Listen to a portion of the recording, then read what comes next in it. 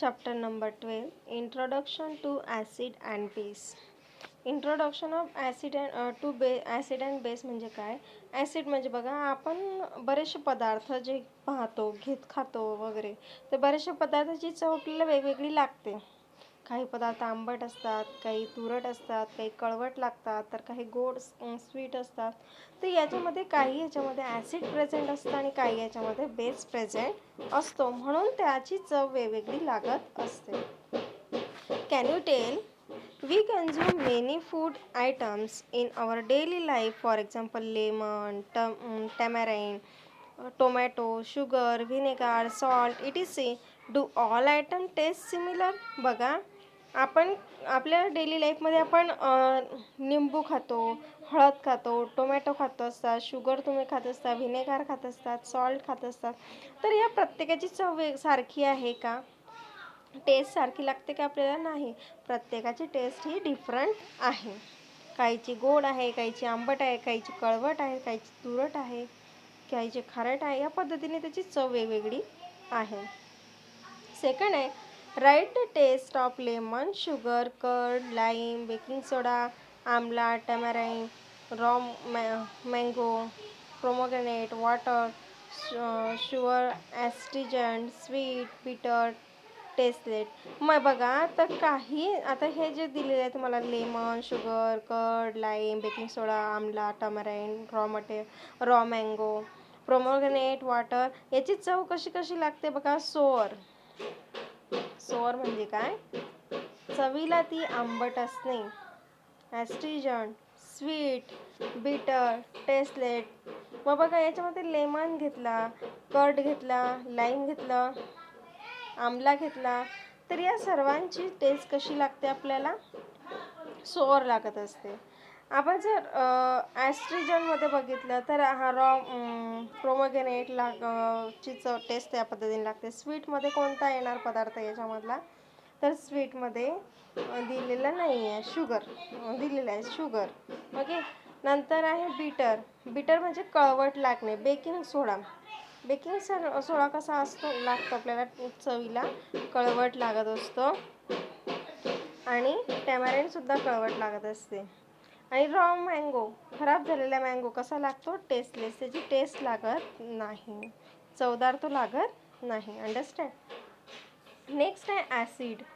मग ॲसिड कशाला म्हणायचं हे आपल्याला बघायचं आहे.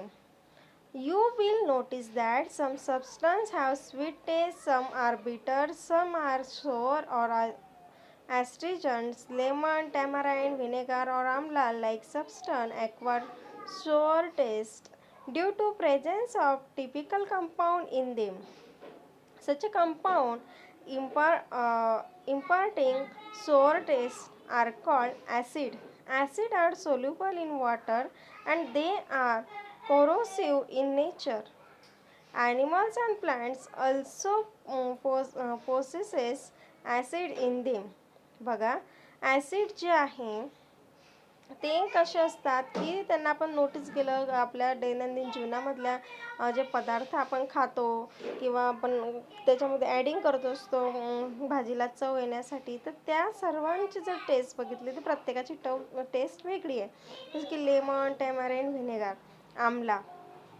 तर मग यातलं लेमन आणि व्हिनेगार आणि आमला हे कसे आहे? Sour in a taste. म्हणजे हे काय झाले? ॲसिड झाले. हे ॲसिड काय असतात? ते पाण्यामध्ये मिक्स होतात. जसं की आपण लिंबू पाण्यामध्ये पिळलं तर ते मिक्स होऊन जातं. आवळ्याचं जरी पाणी केलं तरी ते मिक्स होऊन जातं. किंवा व्हिनेगारसुद्धा पाण्यामध्ये मिक्स होतो. म्हणजे ते काय आहे? ॲसिड आहे. म्हणजे ॲसिड काय असतं? Soluble in a water.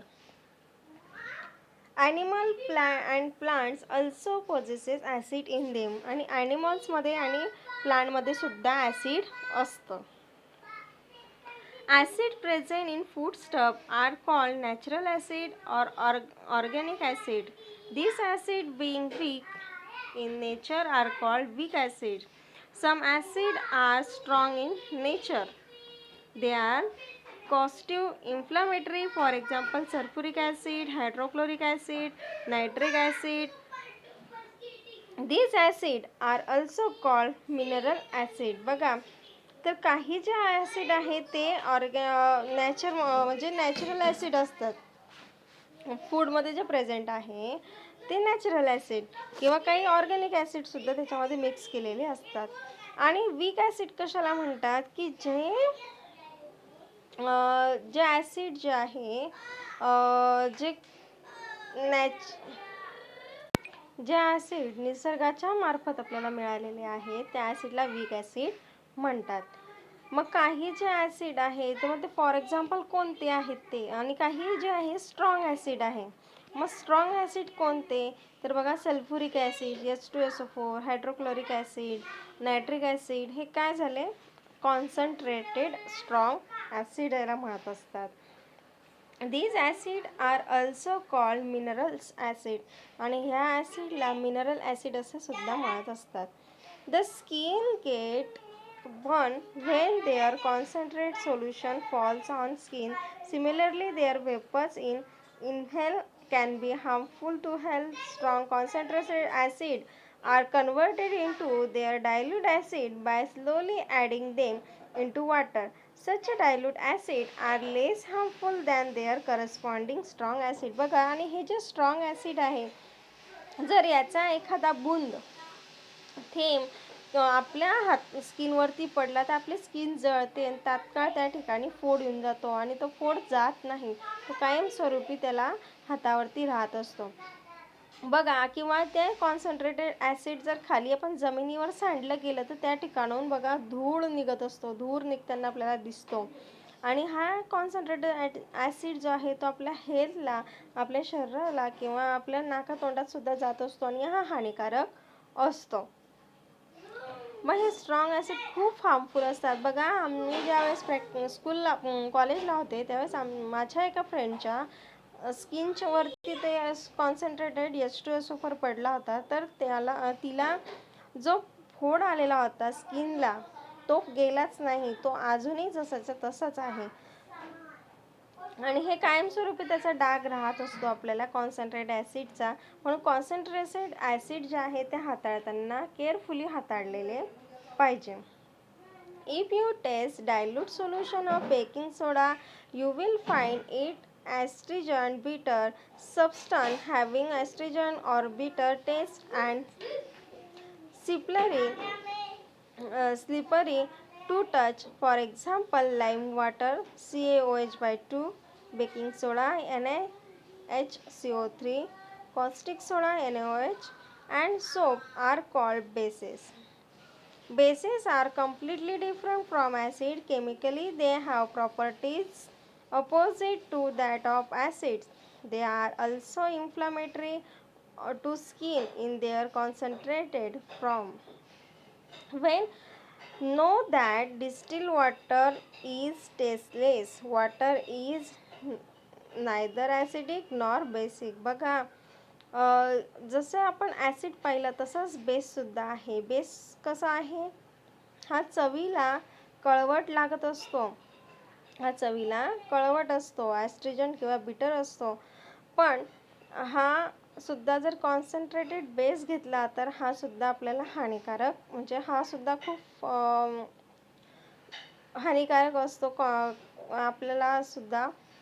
आणि याच्या जो धूर निघतो, त्या धूर जो आहे तो आपल्या नाकाडोळ्यात गेला तर आपले डोळे जळजळ करायला लागतात, किंवा आपल्याला त्याची ॲलर्जी सुद्धा होत असते. मग लाईम वॉटर म्हणजे CaOH2, बेकिंग सोडा, कॉस्टिक सोडा NaCO, हे काय आहे, हे बेस आहे. पण मग हे कसे आहे, वीक बेस आहे. म्हणजे आपण बेकिंग सोडा बघा आपल्या खाण्यापिण्यामध्ये यूज करत असतो, बरोबर की नाही. हे वीक बेस आहे म्हणून आपण त्याचा यूज करत असतो.